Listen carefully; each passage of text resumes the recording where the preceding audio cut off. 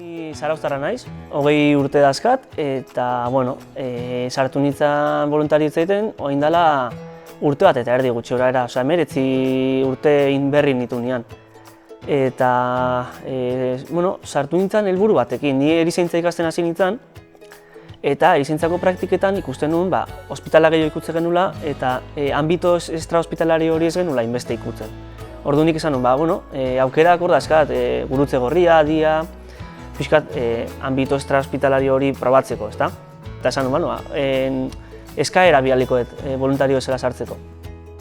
Eta egun baten, ni nola gaina izan zen ospitalian neon praktiketan, eta dituzin Meritxell dela, Departamento de Atención al Voluntariadoko arduradunak, dituzin, eta esan ziren, gaixo egotze, bai, zure eskaera dakagu hemen, aspalditikan, interesatuta jarraitzen duzu, eta ni, ostra, ni jaztuta neon, baina bai, egia esan probatu nahiko nuke, eta hortxe, hasi nintzen, eta hementxe gaude, hasi que, bueno. Nire helburua hori izan, pixkat ikutzia ambito extrahospitalario hori, ambulantziak ikusi, bertan lan egin, eta nik deskubrituet mundu bat. Niretzako hau izan da, ez dakit pertsonalki eta bai profesionalki, izugarrizko salto bat bezala izan da niretzako. Eta bai notatzea ni praktiketara ni joan nion ospitalean, notatzet soltura bat, beste pertsona batzuk igual ez duena sentitzen, edo konfiantza bat izan nahet. Ze azkenean ambulantzi baten zu zaude beste bi pertsonakin, eta zu bakarrik zaude, orduan hor te tienes que buscar la vida esateana, no? Eta, claro, ospitalean zaude talde lan batekin, oso respaldatuta zaude, orduan ez da iguala. Eta asko notatzea, ospitalea jute zeanean voluntariotza egiteak asko aportatzen dizu. Eta dian titulazioik ez badakazu, nire kasua dela guain erizaintzako gradua ikasten zela. Orduan, titulazio ofizialik oraindik ez dakat, orduan ni ambulantziaten juten naiz, esateana, como laguntzaile bezala, como tercero esaten dugu. Eta como tercero horretan beti zoaz titulatua dan pertsona batekin. Ze ambulantzi baten titulatu batek jun behar du, bai edo bai. Orduan, pertsona horrekin konfiantza gehiago baldin badakazu, pertsona horrek ere bai gauza asko egiten lagatzen dizu modu autonomo baten. Eta pazientean komunikazioan ere kiston pila ikasten duzu, ze azkenean elkarrizketa hori pazienteari galdetu, ze gertatu da, ze galdera inberdiozkiozun, hori da nire bai asko ikastea. Ze nik askotan ikusi izan dut, nire erizaintzako lagunakin komunikazio puntu hori ez duela hainbeste jorratu. Eta nik hori dian kiston pila landu dut. Eta nik sartu nintzen helburu horrekin, baina nik deskubrituet pertsonalki ere bai izugarrizko laguntza dela niretzako ere bai. Pentsatzea ni nire denbora inezela ematen beste pertsonatei laguntzeko, hori niretzako izugarria da. Dian daude atal asko, dian dago bai ambulantziak, prebentzio zerbitzuak edo zaintza zerbitzuak zatitugunak egiteko. Adibidez, udaletxe batek eskatzen dugu, ambulantzia behar dugu karrera bat kubritzeko, eta zukutez nesea, eta ez bada zer gertatzen, ez tezu ez egiten, eta gertatzen bada, osasun asistentzia emate jozu. Baina gero da kasu aukera, asteburutan gu jartzen da ambulantzi bat, osakidetzak gestionatzen duna, eta hor emergentzia pilatzen dizkizu. Orduan hor asko ikastezu, ze azkenean zaude ambulantzi normal bat bezala, eta esate dizute, emergentzi bat, ez dakize kaletan, jutezea eta pertsona atenditzezu, eta osakidetzako medikoak initzetezu, ikusi diota, orduan, nik uste igual hobeto ospitalera matia, ospitalera emango dugu. Baina gero dian, beste atal asko daude, bai erreskatia, bai gizarte zerbitzuak, formakuntza eskola, eta ni nago departamentu guztitan, eta egia esan ez dakat bat esateana como un favorito, ni dana gustatzen eskit, eta aktibidade guztiak oso desberdina dira, eta egun baten egoten naiz formakuntza eskolan ikastetxe batea, klase ematea juten, beste egun baten sozialak egiten ditut, orduan hartzen dut furgoneta eta pertsonak gurpilun aurkilan dauden pertsonak eraman ez dakit noa, edo lagundu eskailerak jeisten, orduan nik dieta egitet eta bai pentsatzen dut dian pertsona bakoitzak nahi duen aktibidade egiteko aukera dakala. Zarautzen gurutze gorria bada hori bai, eta dia, Zarautzen badaka ordezkaritza, Eta gero egia esan, hortik aparte, bai daka hori bai babes zibila, Zarauztekoa, hor ere bai ibiltzen naiz, eta gehiago, egia esan, horrela ez dakit gehiago. Ni sartu nintzen lehenengo gunean jo nintzenean, egon nintzen arduradunekin, Meritxelekin, eta kriston gertutasuna eman zin. Eta esan jo, que guai, hemen, hemen nahola kontatzen detela hemen, ezta? Gero zuek aukeratzen duzu dian barruan, ze ordezkaritzatan nahi dizun egon. Orduan, ni zarauztarra izan da, aukeratu nun, Zarauzko ordezkaritza. Eta gero Zarauzko ordezkaritzan dago, arduradun bat, esateana voluntarioetza eta zerbitzuen arduraduna. Eta pertsona horrekin oso harreman hona egin dut eta oso gustuan nago. Eta azkenean zure ordezkaritzako jendeakin izugarrizko lagun harreman aitezu, bai.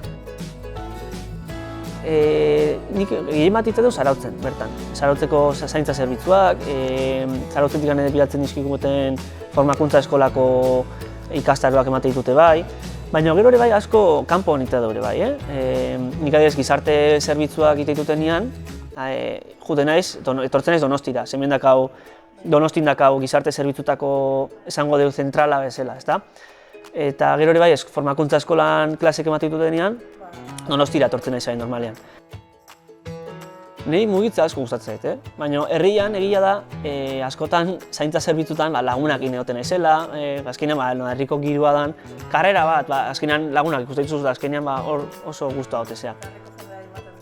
Hori da, baita ere, eta ikuste zure herriak diako organizazioare ikuste, bizibilitatea emate joula. Dia azkenean azkan atalakin, zuk nahi dezun atalean alde zueon eta hortan ez da barazoik egin. Ni daiz denbora asko dedikatzen pertsona egitako bat. Nik adibidez, asteburu hontan dakat bihar gau guztiak guardian egon naiz, emergentzi sozialetako. Hori da, betion Eusko Jaurlaritzako zerbitzuan pertsona batek eroritzen da eta bakarri bat medaia gorria ematen honean, gu jutega laguntzea, dakagu kotxe bat eta Gipuzkoa guztian egotega juteko pertsona horri laguntzea. Eta horrek denbora asko eskatzeu azkenean, guardia 12 orduko guardiak.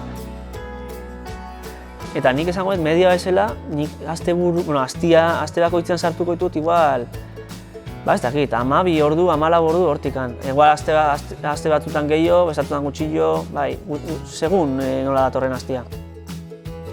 Bai, noski, hemen nik izatet beti, ni naiz un loko que, ni denbora asko sartitutena, baina, klaro, voluntaritza azkenean hortan datzan, inorri ez behartzea ordu batzuk sartzea. Baina bai eskatziare bai dedikazio minimo bat. Azkenean zu baldin zaude organizazio baten da zerbait aportatzeko, ez hemen nago eta ez erreziteko. Bilatu da balantze bat. Aportatze dugu pertsonak gutzak gure ondar granito bat esango dugu. Orduan, pertsonak gutzak dakan denborakin, libre da nahi du nahiteko, eta guk hori eskatzen dugu. Nahiz eta egoki hilabetian 2 ordu, guretzako 2 ordu horiek oso preziatua dira. Asko irabaziet dian, nik pertsonak izugarrizko pila. Adibidez, nik esan dezaket, diako voluntariotzai esker bizitza bat salbatu detela. Porque Behobiako karreran, justo tokatu zitegun, aurten egondan pertsona atedana periodikoan parada sufrituzuna, ni nitzan, eta aukera izan nuen parte hartzeko, eta kriston satisfakzio pertsonala da esatia bizitza bat salbatu detela. Eskerrik asko bat, niretzako diruz ez da ordaintzen. Pertsona batek esatia, eskerrik asko gaur etortzea betikan ere bila edo niri laguntzea, niretzako izugarria da hori, eta ez da diruz ordaintzen. Satisfakzio pertsonala esango du, ni etxea jutea eta guztua jutea esan ez, ostras, gaur zerbait ona egin dut gizartiantzako. Gero eta gehiago, bai, oin jende gazte asko daia sartzen, gehienak emakumea dira, egia da, ez dakit zenbat uneko zenbadan, uste dela uneko 72 edo horrela, emakumeak dira sartzen, eta oso pozgarria da, gero eta jende gaztioa da sartzen, 16 urte, 17, Oraindik igual, 17 urtekin bazinezu erresponsabilitatea handiak euki, ze, claro, ez dakazu titulazio ofizialik ambulantzia tenoteko, baina bai dago aukera, hori, pixkanaka munduan sartzeko, eta azkenean laguntza emateko. Azkenean, bi esku gehiago ukitzea organizazioentzako izugarria da. Ez da leheno bezala. Orain leheno ginean, ez dakit zenbat voluntario 700 da zeo zer horrela, eta orain ja 250 inguruan. Orduan nahiko gutxi da. Eta, nahiko gutxi edo batzuntzako igual asko da, baina nik pentsatzen dut igual jende gehiago berdegula. Nahiko harriagoak zatea, eske burutik gaizki zaude hainbeste ordu sartzea hor SRS jasotzeko eta niretzako ez da, nire ez dirua gaitik juten. Ni dirua gaitian egongo nintzen hemen, ez nintzen egongo. Ni juten naiz, gustatu egiten zaitelako, nire lagunak inditutelako gaitia barruan, eta nire lagun horiekin denbora pasatzea asko gustatzea dako, eta gizarteai zeo zer aportatzeko. Ni orduak sartitut gustatzen zaiten zerbaiten, eta pertsonalki eta profesionalki irabazteten kapazitate hori nik uste ez dela diruz ordaintzen. Nik adibidez formakuntza eskolan ikastetxeatea juten izenean erakustea RCP bat iten. RCP da reanimazion kardiopulmonar esateana bihotz biriketako bizkortze bat, pertsona batek parada baten sartze bada nola aktuatu behar dan. Hori irakastea juten izenean niretzako hainez pertsona horiei erakusten bizitza da salbatzen. Ikastetxeatea jutia.